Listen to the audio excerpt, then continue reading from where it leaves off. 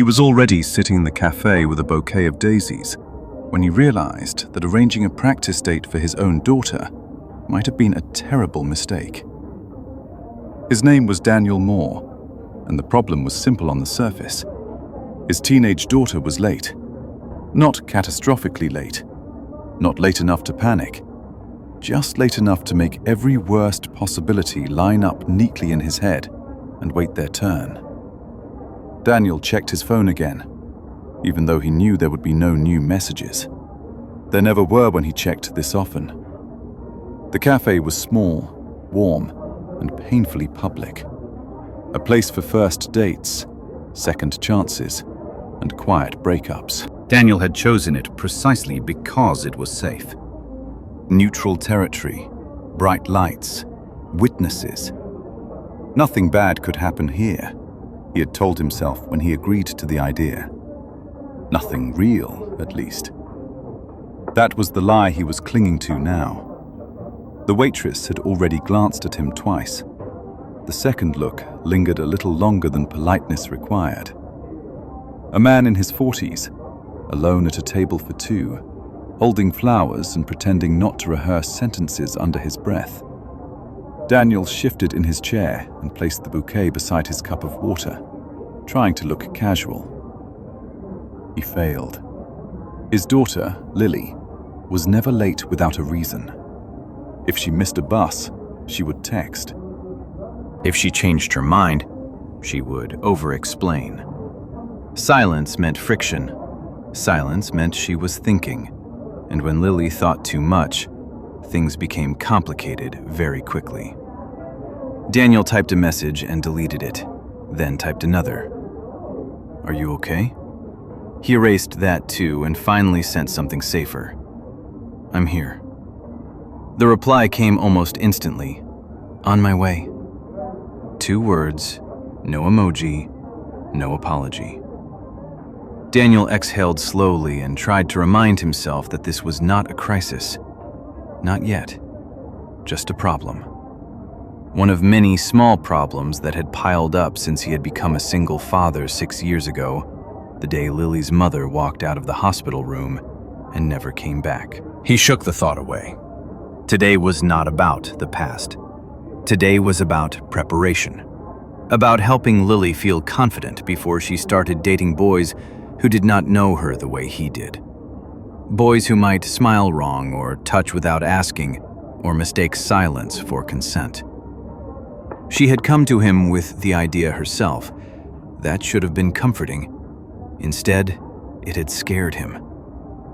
"I just want to practice," she had said at the kitchen table, stirring cereal she never finished. "Like a simulation, so I do not freeze." Daniel had laughed then, too loudly, too quickly. But he had agreed, because agreeing was easier than admitting he did not know how to protect her from a world he barely understood anymore. Now he sat in the cafe, straightening his jacket for the 3rd time, already trying to solve a problem that was growing faster than he could manage. The bell above the door rang. Daniel looked up and saw Lily standing just inside the entrance, scanning the room. She was not dressed the way they had planned. No light sweater, no soft colors. She wore a dark jacket, and her hair was pulled back tightly, exposing her face in a way that made her look older, sharper, more deliberate. Something in his chest tightened. She spotted him and walked over, her steps measured, almost cautious. When she sat down, she did not smile. She placed her phone face down on the table, a small, deliberate gesture that felt like setting a rule. "Hi," she said.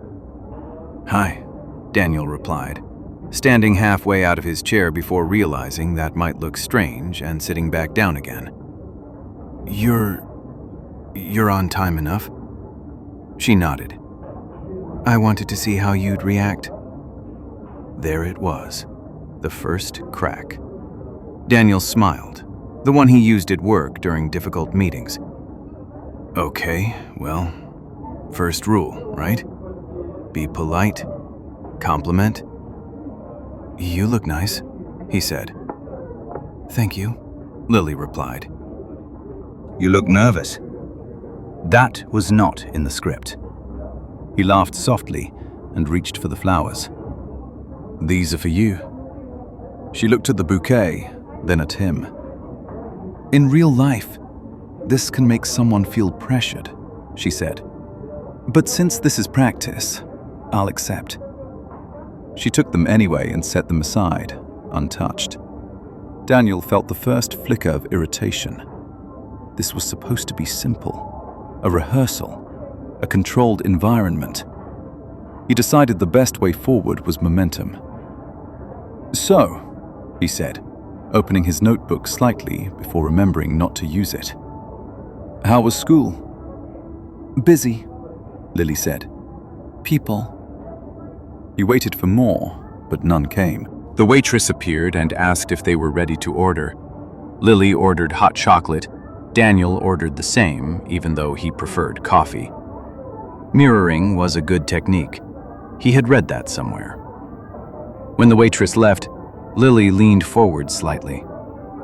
Can I ask you something? Of course. Why do you think you should be the one teaching me this? The question hit harder than he expected. Because I care, Daniel said after a moment. And because I know what to look out for. Lily tilted her head. Do you? He opened his mouth to answer, then closed it again. The truth was, he did not. Not completely. But admitting that felt like failing before the test had even begun. Before he could respond, a man from the neighboring table stood up and approached them. He was younger than Daniel, maybe mid-30s, with an easy smile and too much confidence. Sorry to interrupt, the man said. I could not help noticing the tension. First dates are rough. Daniel stiffened. We're fine. Lily raised her hand slightly.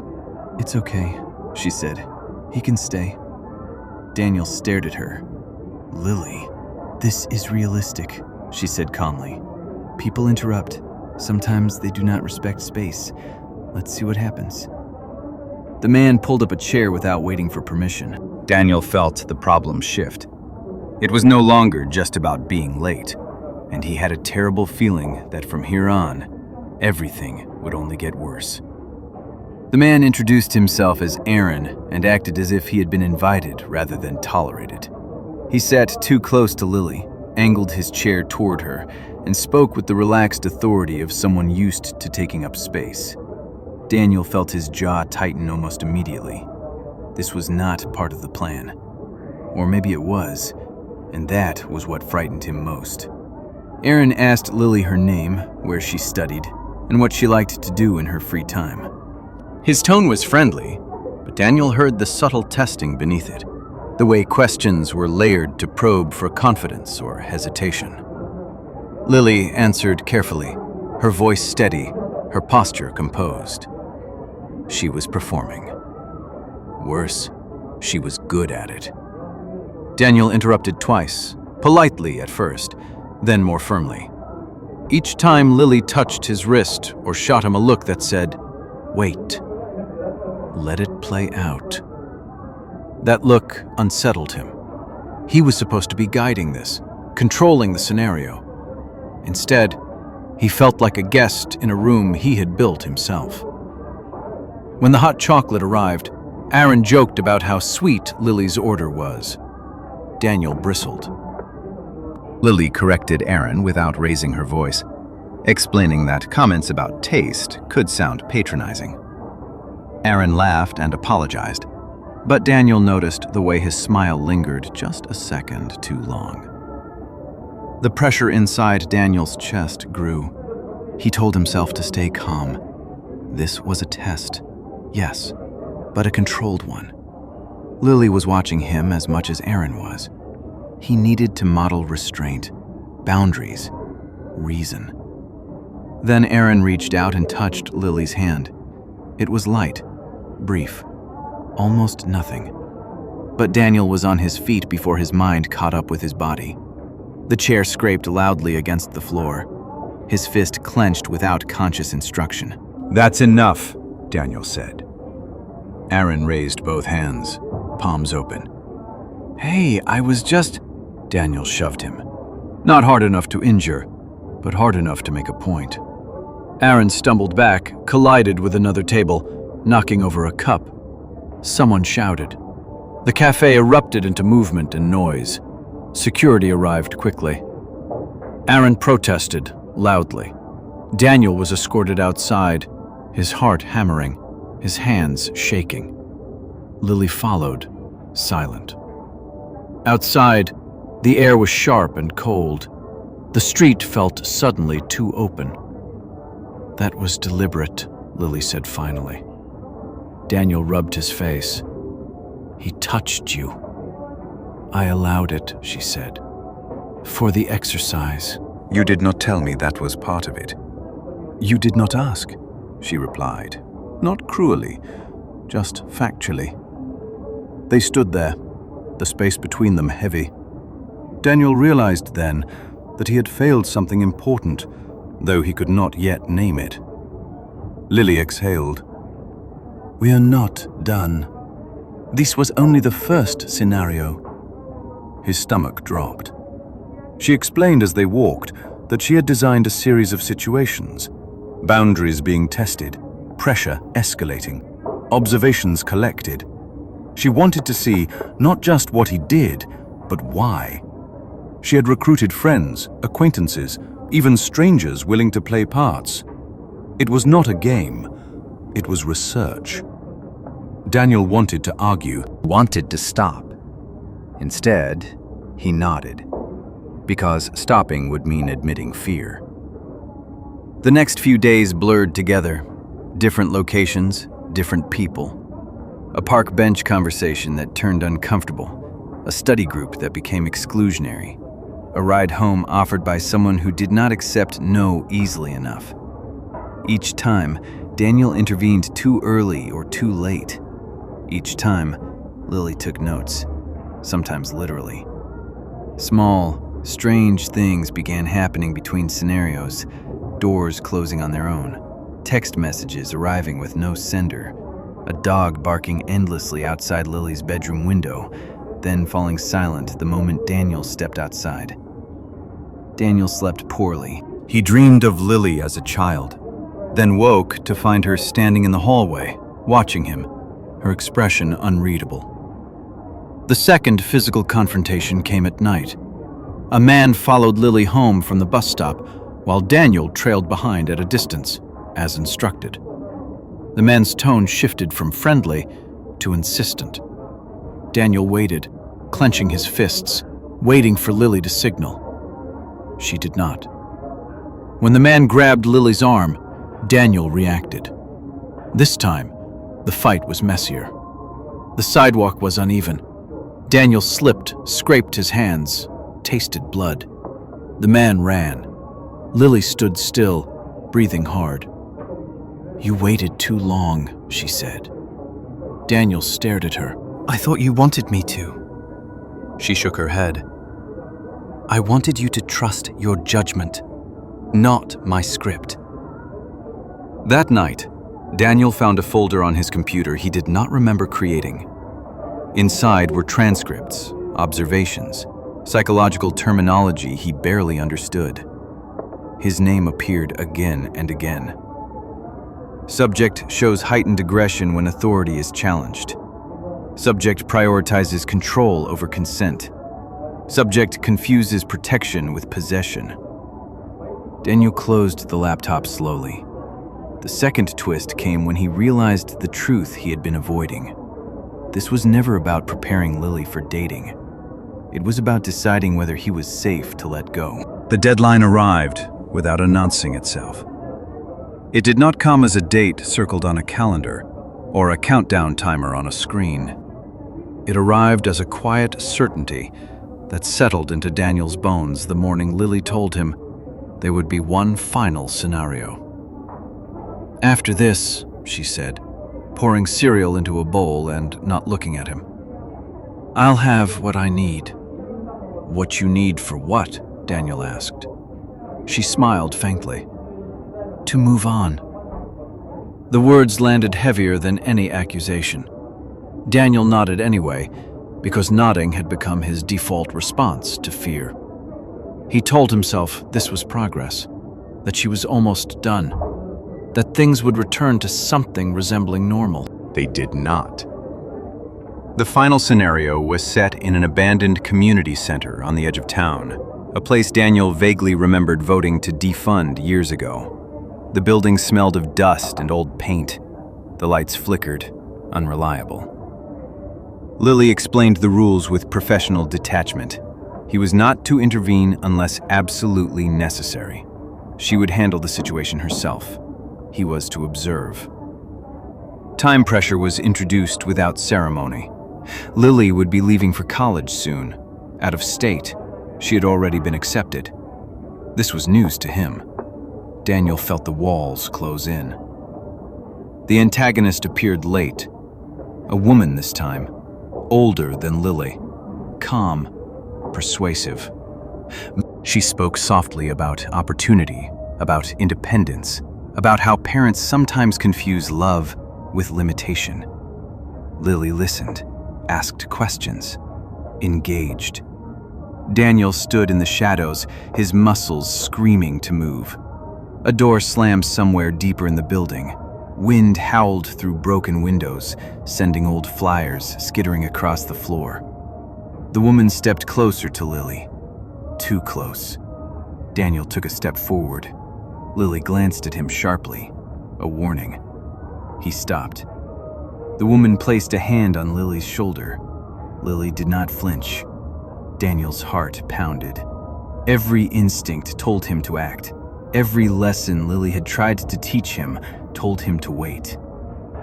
The third fight came when Daniel chose wrong. He lunged. The woman fell hard, striking a table. She did not get up. Silence swallowed the room. Lily stared at him, not with fear, but with something colder. Disappointment mixed with resignation. "It was not real," Lily said quietly. "She was not dangerous. You were." Daniel looked down at his hands. They were shaking. That was the moment everything collapsed. Lily revealed the truth in pieces. The evaluation, the reports, the recommendation.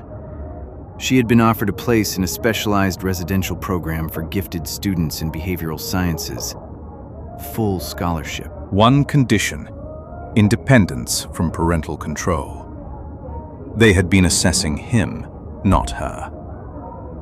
Daniel laughed then, a short, broken sound. "You used me." She shook her head. "I studied you. There's a difference." The third twist crushed what little hope remained. Lily had already made her decision. The data was conclusive. She had learned everything she needed to know. She would be leaving that night. Daniel felt the ground disappear beneath him. No appeals, no speeches, no final lesson. He was alone in a locked building with the knowledge that his greatest fear had been confirmed by the person he loved most. There was no exit he could see. Until he remembered something small. Something he had been taught, not by Lily, but by years of careful, quiet survival. He stopped arguing.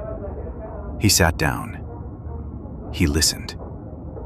When Lily returned to gather her things, he did not follow. He did not plead. He acknowledged her autonomy. He apologized without conditions. He let her go. That was the escape.